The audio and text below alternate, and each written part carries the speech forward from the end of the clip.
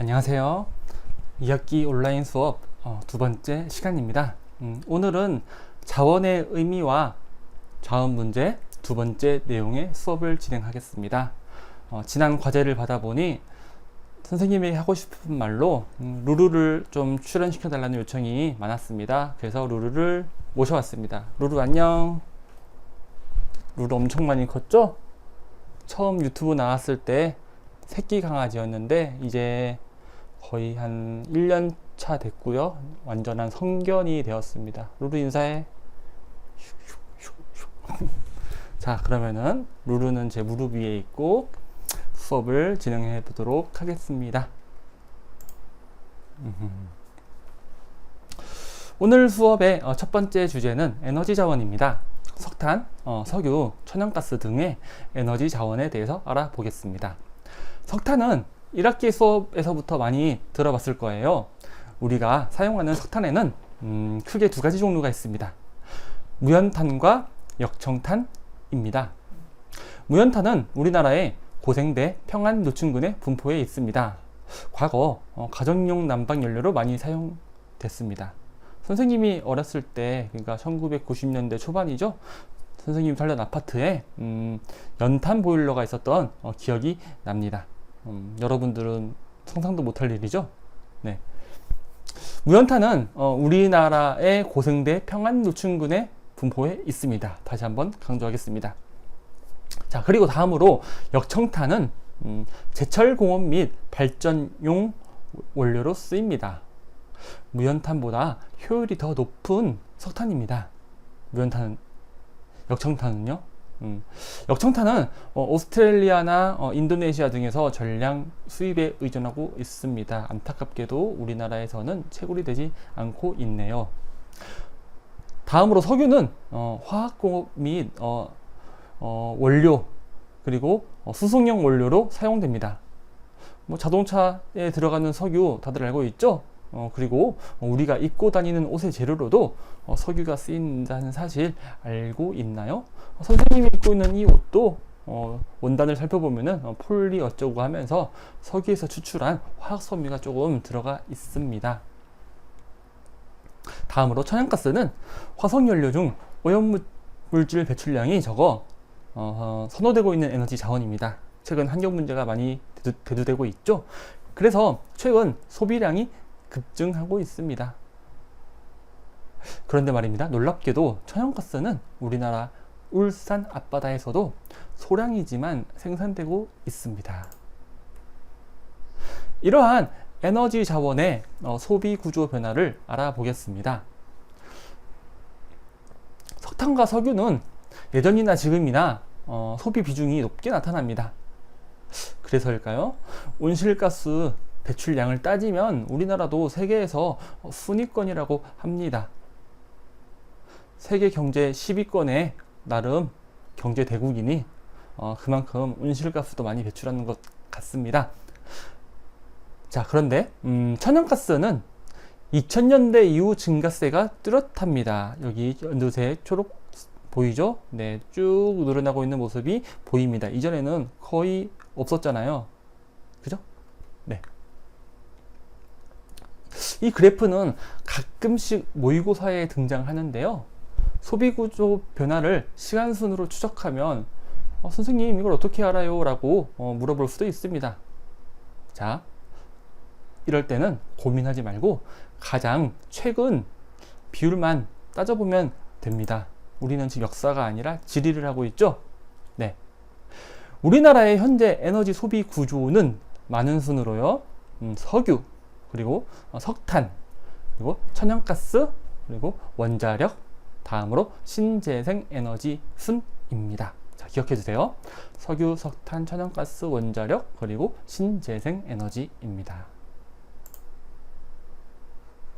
아까 울산 앞바다에서 천연가스가 생산된다고 말했습니다.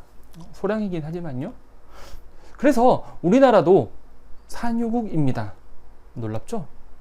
관련 영상을 하나 보겠습니다. 언니들 지친 것 같으니까 루루 잠깐 등장. 루루한테는 솔방울 친구들이 언니예요. 왜냐면 루루는 암컷이거든요. 루루는 정말 얌전합니다. 한 번도 짖지 않아요. 울산에서 동쪽으로 떨어진 먼 바다에 우리 가스전이 있습니다. 2004년 이 가스전이 개발되면서 우리나라도 산유국이 됐는데 조만간 고갈된다고 해 추가 자원 개발에 비상에 걸렸습니다. 정민규 기자가 현장에 다녀왔습니다. 울산에서 동쪽으로 58km 떨어진 망망대해에 철골 구조물이 우뚝 솟아 있습니다. 2004년부터 운영해온 동해 1가스전입니다. 15년째 바다 밑 지하 2.5km에서 천연 가스와 고품질 석유인 초경질유를 끌어올리고 있습니다. 그동안 생산한 양만 4,122만 배럴, 가스는 매일 32만 가구가 쓸 수 있고 석유는 자동차 2만 대를 굴릴 수 있는 양입니다. 수입 대체 효과는 2조 600억 원에 이릅니다. 천연가스는 품질이 우수하여 수분만 제거하고 바로 공급을 하고 있고 부산물로 생산되는 초경질 원유 또한 바로 자동차에 주입이 가능할 만큼 품질이 매우 우수합니다. 이 가스존으로 우리나라도 산유국이 될 수 있었는데 갈수록 생산량이 줄어들면서 비상이 걸렸습니다. 한때 시간당 70톤까지 생산하던 생산량이 지금은 시간당 28톤 수준으로 뚝 떨어졌습니다. 이대로 가다가는 2022년이면 고갈이 우려됩니다. 생산 과정에서 발생하는 불필요한 가스를 연소시켜 배출하는 소각탑에서는 보시는 것처럼 불꽃이 활활 타오르고 있습니다. 2004년 이후 단 한 번도 꺼진 적 없는 이 불꽃도 동해 가스전의 운영이 끝나면 꺼지게 됩니다. 이 때문에 한반도 면적의 3배에 달하는 대륙붕 탐사를 비롯해 추가 자원 개발을 위한 노력이 진행 중입니다. 우수한 인적 자원들을 바탕으로 한다면 국내 대륙붕 개발 사업도 충분히 긍정적인 결과가 있을 것으로 판단되어집니다. 산유국의 지위를 이어가기 위한 또 다른 도전이 동해에서 펼쳐지고 있습니다. KBS 뉴스 정민규입니다. 그런데 이런 이야기도 있더군요. 우리나라에서 석유나 천연가스가 콸콸 쏟아져 나왔다면 일본, 러시아, 미국 같은 강대국들이 우리를 가만히 두지 않았을 거라고요. 자원이 없는 게 결과적으로는 이 정도라도 먹고 살 수 있는 씁쓸하지만 바탕이 되었다고 생각하는 사람들도 있습니다. 다음으로 발전 양식별 특징을 알아보겠습니다. 우리는 저런 에너지 자원을 가공해서 전기로 만들어서 주로 사용하고 있죠. 자, 어떻게 전기를 만드느냐? 자, 석탄, 그리고 석유, 천연가스, 태양광 등 다양한 에너지원이 있습니다. 자, 그럼 지금부터 전기를 만들기 위한 발전 양식의 특징과 분포를 알아보겠습니다. 먼저 화력 발전입니다. 화력 발전은 비교적 입지가 자유롭습니다. 전력 수요가 많은 수도권과 그리고 수도권과 가까운 충남 지역, 자 중요합니다. 수도권과 가까운 충남 지역. 인구나 산업 밀집도만 보면은 당연히 수도권이 압도적이겠죠. 그런데 충남 지역에 발전소가 더 많습니다. 발전 규모도요. 정확히 발전 규모가 크다고 말해야겠네요. 네, 원자력 발전의 입지와 비슷한 메커니즘이 작용한 것 같습니다. 선생님이 수차례 이야기했었죠. 공간적 불평등. 다시 한번 떠올려 봅시다. 자, 그리고 수도권과 충남 지역 다음으로 화력 발전은 남동임의 공업지역에도 발전소가 많이 분포해 있습니다. 남동임의 공업지역 일대는 수도권 다음으로 인구와 산업이 밀집한 곳이죠. 화력 발전의 특징은요, 발전소 건설비는 비교적 저렴합니다. 하지만 발전을 하기 위한 연료비는 비싼 특징이 있습니다. 그리고 여러분도 잘 알다시피 온실 기체와 미세먼지를 다량 배출해 대기를 오염시키는 주범으로 지목되기도 합니다.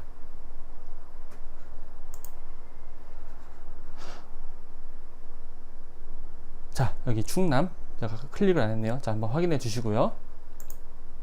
자, 그럼 다음으로 원자력 발전을 알아보겠습니다. 원자력 발전은 발전소 입지가 다소 까다롭습니다. 지진에서 자유로운 안정된 지방과 그리고 발전 설비를 시키기 위해 냉각수 확보가 쉬운 곳에 원자력 발전소가 들어설 수 있습니다. 근데 안타깝게도 우리 양산단층, 울산단층 기억나시죠? 네, 여기 월성, 고리 있는 이쪽이 단층 지역인데 원자력 발전소가 들어서 있습니다. 자, 원자력 발전의 특징은요, 적은 양의 원료로 대량의 전기를 생산하는 경제적인 발전 양식입니다. 하지만 한 번이라도 잘못되어 사고가 나면 돌이킬 수 없는 방사능 유출 피해가 나타나는 문제점이 있습니다. 우리 후쿠시마를 한번 떠올려 봅시다. 사고가 나지 않더라도 방사성 폐기물, 즉 발전 결과 나오는 방사성 폐기물을 어디에 어떻게 처리해야 될지 문제가 끊임없이 따라다니고 있습니다. 자, 이런 특징을 가진 발전 양식이 바로 원자력입니다. 자, 다음으로 수력발전입니다. 수력발전은 댐에 가둬진 물을 활용해서 전기를 생산하는 발전 양식입니다. 때문에 낙차가 크고, 즉 떨어지는 이 폭을 말하는 거죠. 물이 유량이 풍부한 대하천의 중상류 지역에 분포합니다. 수력발전은 대기 오염물질을 거의 배출하지 않는 장점이 있습니다. 하지만 우리나라의 강수 특성상 안정적인 전력 생산이 어렵습니다. 우리나라는 비가 여름철에 몰아서 내리죠. 그 여름철에 몰아서 내리는 비를 우리는 올 여름 2020년 여름에 정말 제대로 경험했죠. 하계 강수 집중 단어 기억해 봅시다. 자, 그리고 수력발전은 댐 건설 비용이 많이 들어갑니다. 그리고 댐이 만들어지고 호수가 만들어지면은 수몰 지역이 발생해서 그곳에 살던 사람들이 삶의 터전을 잃는다는 문제점도 있습니다. 댐 건설 이후에는 호수가 생기니까 안개가 증가해 일대 지역에 생태계 변화가 찾아오는 등의 문제점도 있습니다.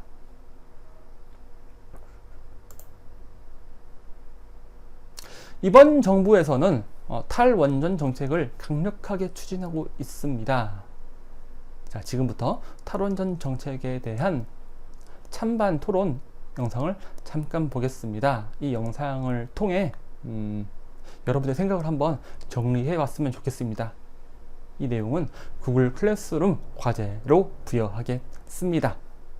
탈원전 정책 어떻게 생각하세요? 신고리 5호기와 6호기의 운명을 좌우할 한국수력원자력 이사회가 무산됐습니다. 주민들과 노조의 반발로 회의가 열리지 못한 겁니다. 폭염보다 더 뜨겁게 달아오르고 있는 탈원전 정책 논란, 어떤 사안들이 대립되고 있는 건지 주요 찬반 쟁점을 자세히 살펴보겠습니다. 우선은 신규 건설은 일체 중단하겠습니다. 그리고 원전의 설계 수명이 만료되는 대로 하나씩 줄여서 탈원전 정책은 문재인 대통령이 대선 후보 때부터 강조한 신에너지 정책 공약입니다. 핵심은 안전과 환경 우선입니다. 문재인 정부는 먼저 탈원전 정책의 시작으로 지난달 19일 우리나라 최초의 상업 원자력 발전인 고리원전 1호기를 영구 정지했습니다. 비용을 나누어 부담을 하더라도 원자력 강국으로서의 그 긍지와 축적된 기술을 이제 앞으로 올 세상 친환경 에너지, 신재생 에너지와 그 분야에서 우리가 선진국으로 갈 수 있는 쪽으로 투자를 옮겨가는 것이 더 빠른 길 아니냐. 환경단체들은 원전의 위험성을 이유로 정부의 탈원전 정책을 환영하는 입장입니다. 하지만 원자력 업계의 입장은 다르죠. 원자력 산업이 끌어온 경제 발전과 에너지 복지를 포함한 성과가 저평가되고 있고 정부가 원전에 대한 편견과 불안감을 키우고 있다고 말합니다. 양측의 주장 들어보시겠습니다. 안전성 확인되지 않은 상태에서 지금 운영 중인 그리고 건설 중인 월성 1호기 폐쇄와 신고리 5, 6호기 건설 중단은 하고 나서 그 다음에 이게 탈핵 에너지 전환의 전반적인 에너지 정책에 대해서는 사회적인 논의와 합의가 필요하지 않겠냐 생각해요. 좀 편향된 의견과 시각을 갖고 있는 분들이 이 국가 10년, 20년, 30년 대계를 좌우할 수 있는 국가의 중요한 에너지 정책을 그냥 부족한 정보로 잘못된 인식으로 그걸 갖고 결정을 하려고 그러니까 그러지 말고 대통령님 이제 많이 말씀하셨는데 소통을 하고 공론화를 하죠. 신고리 5, 6호기 건설 현장에 있는 서생면 주민들의 반발 또한 거셉니다. 건설이 중단될 경우 주민들은 일자리가 줄어들고 지역 경제에도 악영향을 받게 된다고 주장합니다. 공론화가 진행된다면 우리 지역의 많은 주민들과 함께 또 지역 어르신들과 함께 그 공론화 기간 중에 신고리 5, 6호기가 반드시 건설이 되어야 된다는 부분을 충분히 홍보를 할 수 있도록. 탈원전을 중심으로 제기된 여러 논란 중에서 국민 생활에 가장 밀접한 문제는 전기요금이 어떻게 될 것인가에 대한 겁니다. 신고리 5, 6호기를 비롯해 공정률이 낮거나 아직 건설 준비 중인 원전을 폐지할 경우 대체 전력이 필요해집니다. 정부는 대체 전력으로 액화천연가스와 신재생 에너지 등 친환경 에너지를 제시했습니다. 이에 대한 의견도 엇갈립니다. 전기로 하지 않아도 될 부분을 연료를 전환하고 그리고 낭비하고 있는 부분들을 줄이는 것, 그게 가장 중요하고요. 이걸 위해서는 수요 관리를 열심히 해야 됩니다. 그러면서도 필요한 전력은 재생 가능 에너지로 공급해 나가야 되겠죠. 그런데 지금의 상황은 사실은 석탄도 안 하고 원자력도 하면 이거는 가스 발전밖에는 답이 없어요. 이건 사실상 신재생 에너지로 가는 로드맵 가운데 그 중간에서 이건 가스 발전으로 대체하겠다는 것이 저는 본질이라고 봅니다. 가스 발전 비싸죠. 가스 발전 온난화에 영향 줍니다. 에너지 안보에도 영향이 있죠. 다 수입해야 되니까. 한수원은 신고리 5호기와 6호기의 공사 중단을 결정할 논의에 대해서 향후 구체적인 일정을 밝히겠다고 말했습니다. 공정률 28%를 보이고 있는 신고리 5호기와 6호기의 앞날, 여러분은 어떻게 해야 된다고 보십니까? 자, 오늘 수업의 마지막 주제, 자원 문제와 대책입니다.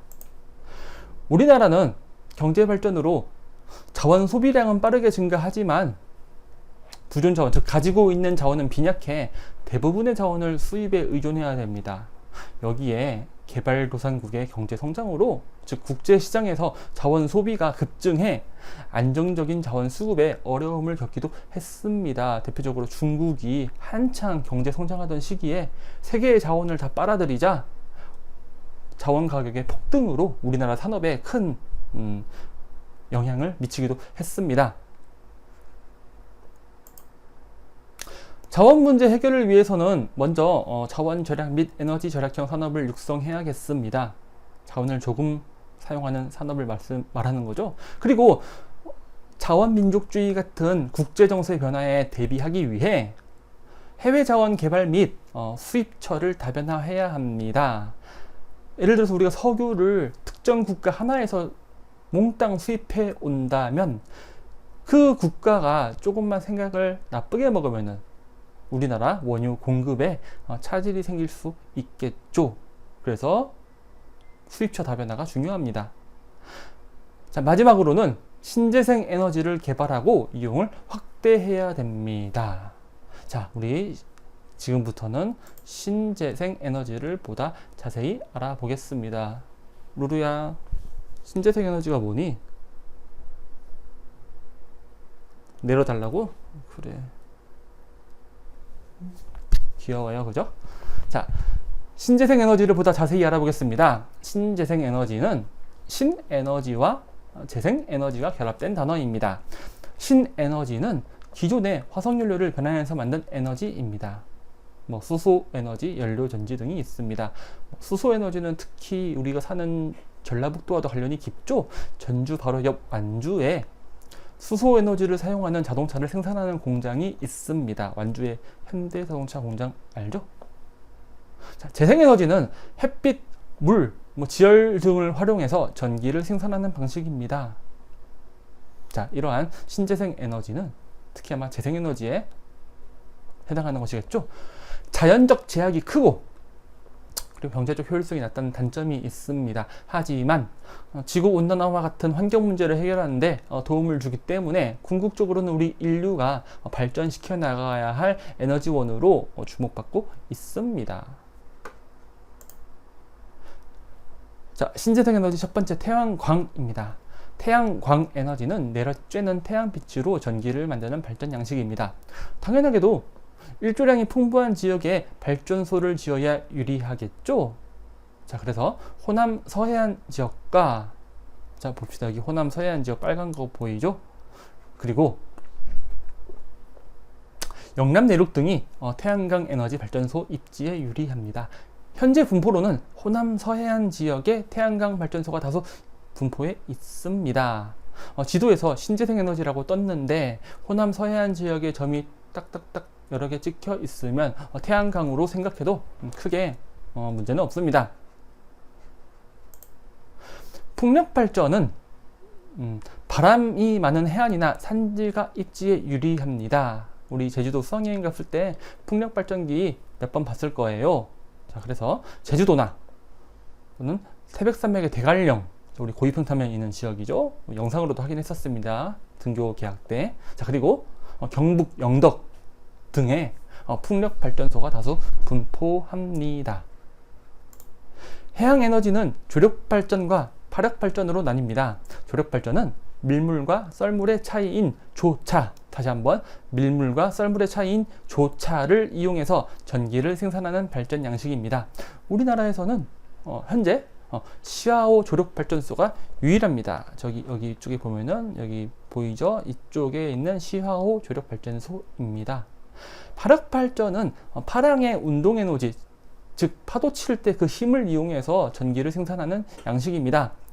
제주도에서 시범적으로 파력 발전이 가동되고 있다고 합니다. 이상으로 자원의 의미와 자원 문제 주제를 마치겠습니다. 다음 시간에는 농업의 변화와 농촌 문제를 함께 알아보겠습니다. 이 주제는 학교 교실에서 함께 공부할 예정입니다. 학교에서 만납시다. 루루랑 같이 인사. 루루야, 언니들 공부하느라 고생했다고 인사 한번 해줘야지. 루루야, 카메라 쳐다봐. 자, 그러면 학교에서 우리 같이 보겠습니다. 솔방울 친구들 안녕.